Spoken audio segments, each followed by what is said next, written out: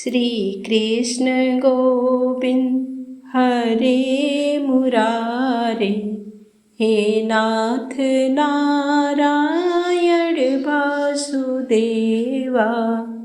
श्री कृष्ण गोविंद हरे मुरारे, हे नाथ नारायण वासुदेवा।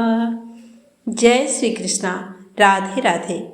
आप सभी का हमारे YouTube चैनल पर हार्दिक स्वागत है। आज सुने कार्तिक मास महात्म्य अध्याय 6 की कथा। आगे सुनेंगे श्रीमद् भागवत गीता का पहला अध्याय। साथ में सुनेंगे तुलसी माता की आरती। कार्तिक मास में प्रातः स्नान, दीपदान, तुलसी पूजन, श्री हरि के नाम कीर्तन का विशेष महत्व होता है, जिसका नियम पालन करने से घर में धन समृद्धि का वास होता है, आरोग्य मिलता है, संतान का जीवन सुखमय होता है। कार्तिक मास महात्म्य अध्याय 6 में आज हम जानेंगे कार्तिक मास स्नान के नियम और महत्व के बारे में। तो प्रेम से बोले श्री हरि विष्णु भगवान की जय हो, तुलसी माता की जय हो। नारद जी बोले, जब 2 घड़ी रात बाकी रही तब तुलसी की मृत्तिका, वस्त्र और कलश लेकर जलाशय पर जाए। कार्तिक में जहाँ कहीं भी प्रत्येक जलाशय के जल में स्नान करना चाहिए। गर्म जल की अपेक्षा ठंडे जल में स्नान करने से 10 गुना पुण्य होता है। उससे 100 गुना पुण्य बाहरी कुएं के जल में स्नान करने से होता है। उससे अधिक पुण्य बावड़ी में और उससे भी अधिक पुण्य पोखर में स्नान करने से होता है। उससे 10 गुना झरनों में और उससे भी अधिक पुण्य कार्तिक में नदी स्नान करने से होता है।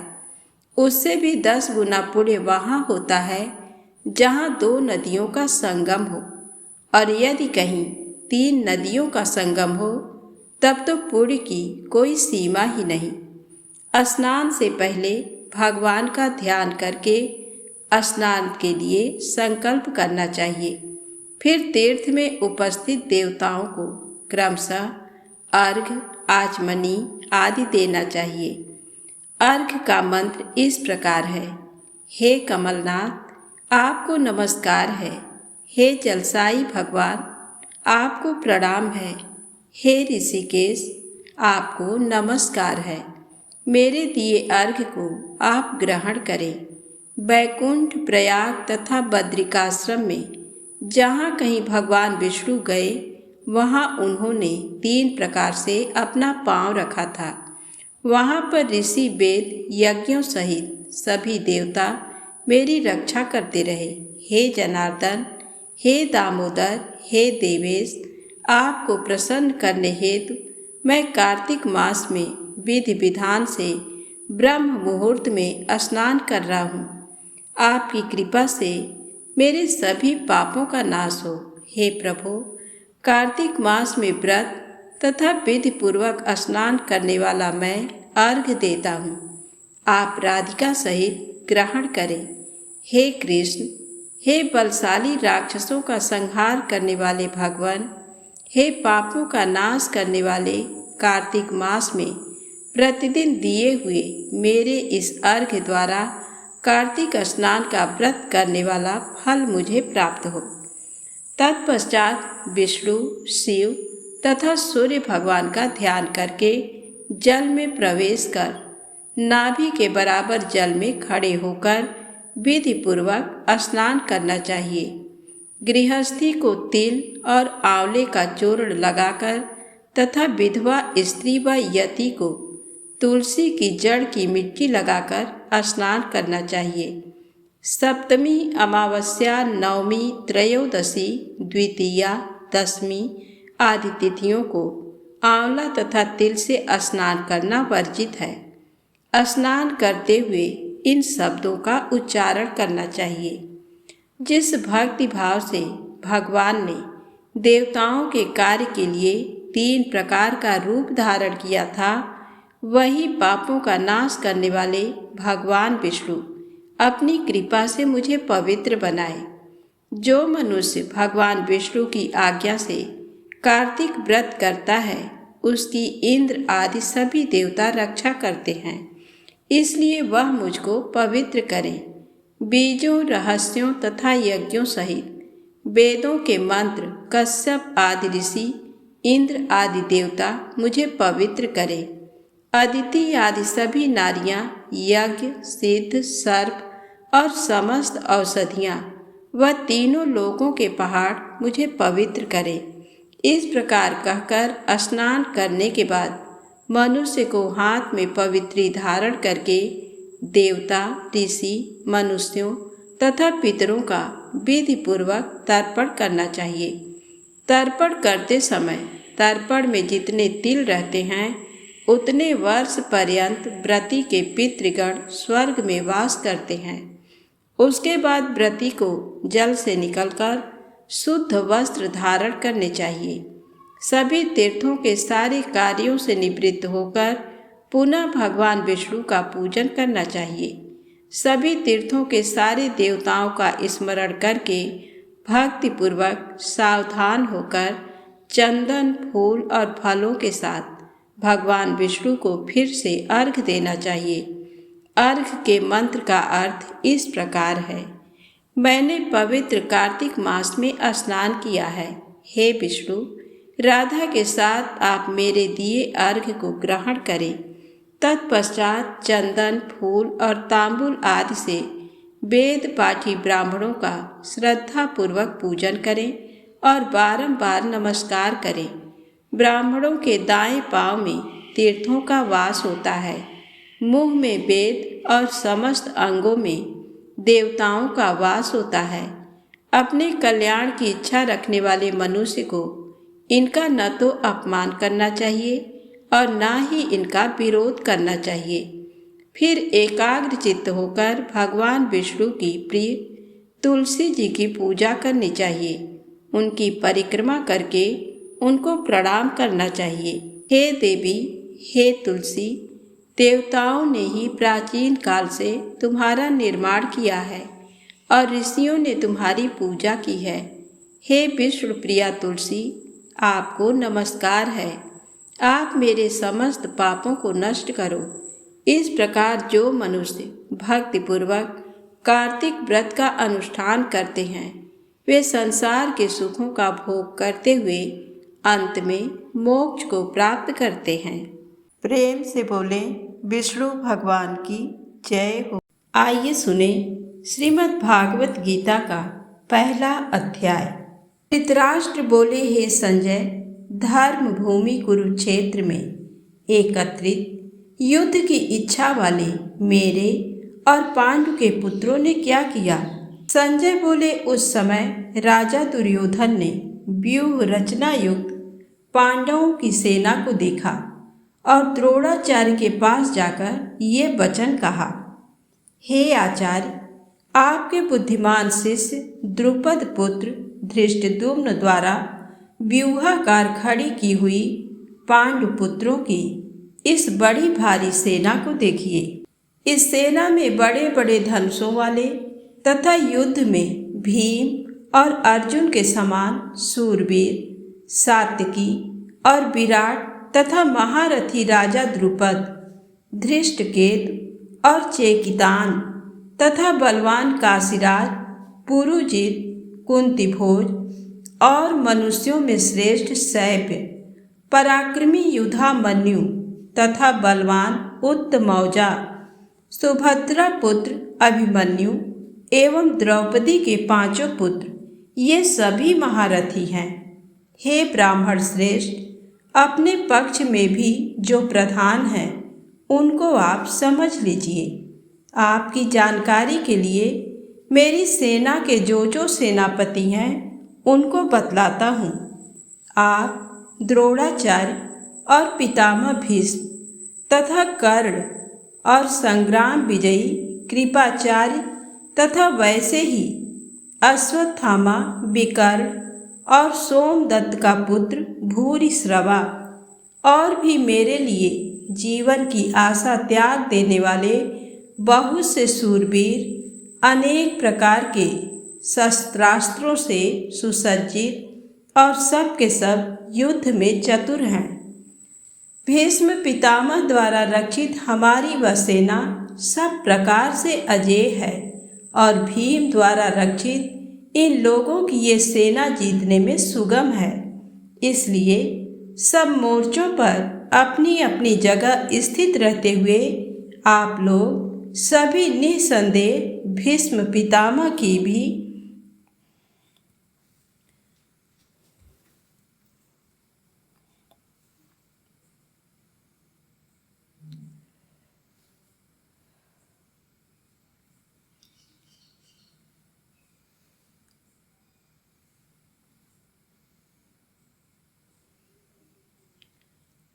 इसलिए सब मोर्चों पर अपनी अपनी जगह स्थित रहते हुए आप लोग निसंदेह भीष्म पितामह की ही सब ओर से रक्षा करें।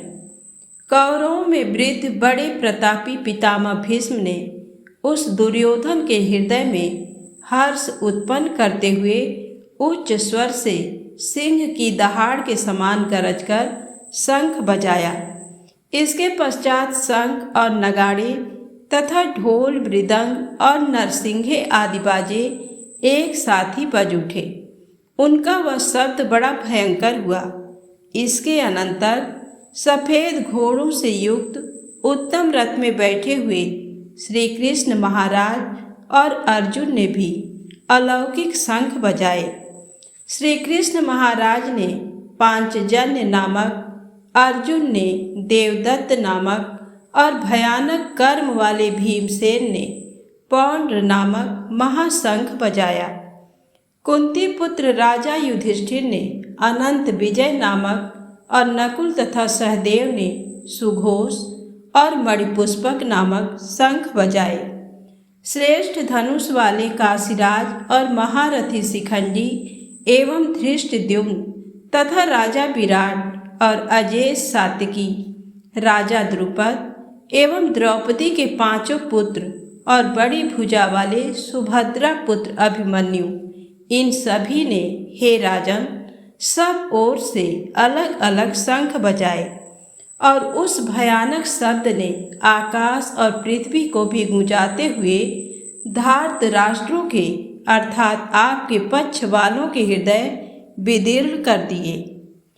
हे राजन, इसके बाद कपिध्वज अर्जुन ने मोर्चा बांधकर डटे हुए धृतराष्ट्र संबंधियों को देखकर उस शस्त्र चलने की तैयारी के समय धनुष उठाकर ऋषिकेश श्री कृष्ण महाराज से ये वचन कहा, हे अच्युत, मेरे रथ को दोनों सेनाओं के बीच में खड़ा कीजिए और जब तक कि मैं युद्ध क्षेत्र में डटे हुए युद्ध के अभिलाषी इन विपक्षी योद्धाओं को भली प्रकार देख ना लूं कि इस युद्ध रूप व्यापार में मुझे किन किन के साथ युद्ध करना योग्य है, तब तक उसे खड़ा रखिए। दुर्बुद्धि दुर्योधन का युद्ध में हित चाहने वाले जो ये राजा लोग इस सेना में आए हैं, इन युद्ध करने वालों को मैं देखूंगा। संजय बोले, हे धृतराष्ट्र, अर्जुन द्वारा कहे अनुसार महाराज श्री कृष्णचंद्र ने दोनों सेनाओं के बीच में भीष्म और द्रोणाचार्य के सामने तथा संपूर्ण राजाओं के सामने उत्तम रथ को खड़ा कर इस प्रकार कहा कि हे पार्थ, युद्ध के लिए जुटे हुए इन कौरवों को देख। इसके बाद पृथा पुत्र अर्जुन ने उन दोनों ही सेनाओं में स्थित ताऊ चाचों को, दादों परदादों को, गुरुओं को, मामाओं को, भाइयों को, पुत्रों को, पौत्रों को तथा मित्रों को, ससुरों को और सुहृदों को भी देखा। उन उपस्थित संपूर्ण बंधुओं को देखकर वे कुंती पुत्र अर्जुन अत्यंत करुणा से युक्त होकर शोक करते हुए ये वचन बोले।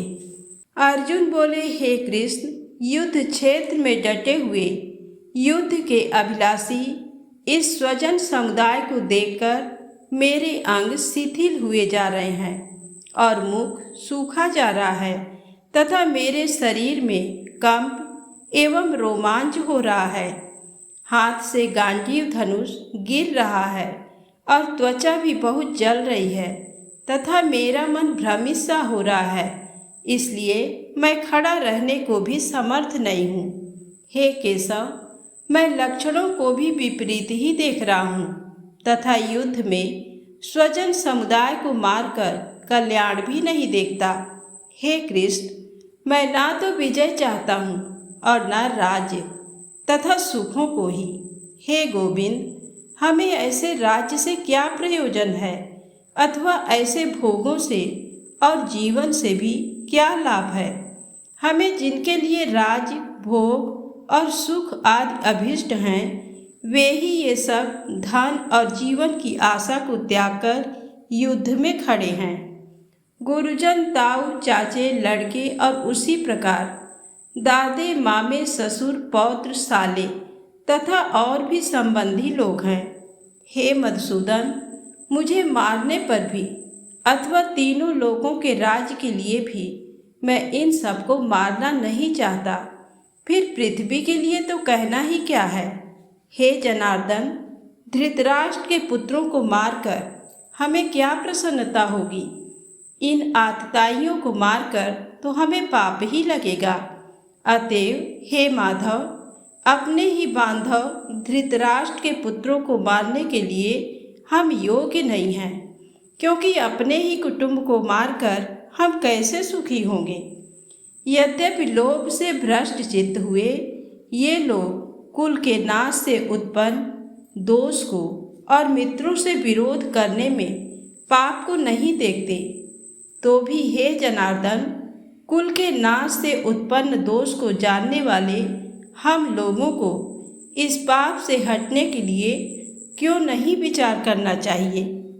कुल के नाश से सनातन कुल धर्म नष्ट हो जाते हैं तथा धर्म का नाश हो जाने पर संपूर्ण कुल में पाप भी बहुत फैल जाता है। हे कृष्ण, पाप के अधिक बढ़ जाने से कुल की स्त्रियां अत्यंत दूषित हो जाती हैं और हे वासुदेव, स्त्रियों के दूषित हो जाने पर वर्ण संकर उत्पन्न होता है। वर्ण संकर कुलघातियों को और कुल को नरक में ले जाने के लिए ही होता है।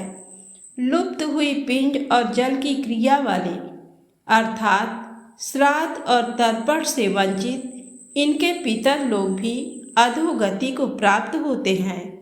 इन वर्ण संकर कारक दोषों से कुलघातियों के सनातन कुल धर्म और जाति धर्म नष्ट हो जाते हैं।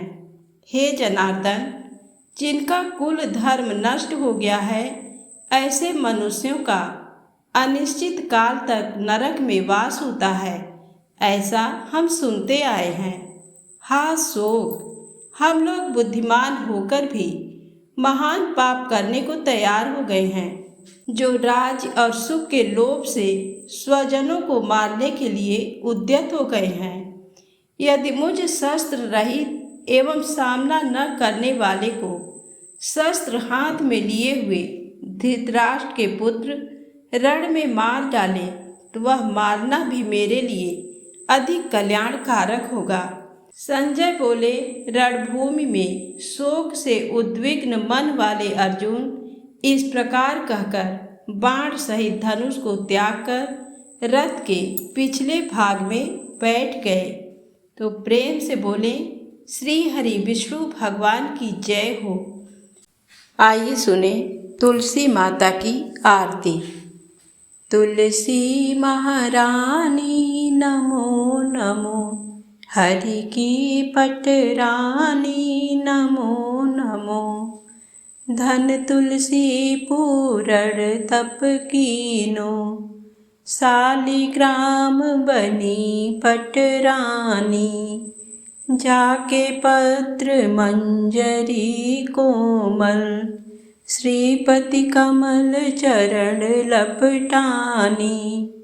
तुलसी महारानी नमो नमो, हरि की पटरानी नमो नमो। धूप दीप नैवेद्य आरती पुष्पन की वर्षा बरसानी। 56 भोग 3600 व्यंजन बिन तुलसी हरि एक न मानी। तुलसी महारानी नमो नमो। हरि की पटरानी नमो नमो। सब सखी मैया तेरो यश गावे, भक्ति दान दीजे महारानी। नमो नमो तुलसी महारानी। तुलसी महारानी नमो नमो।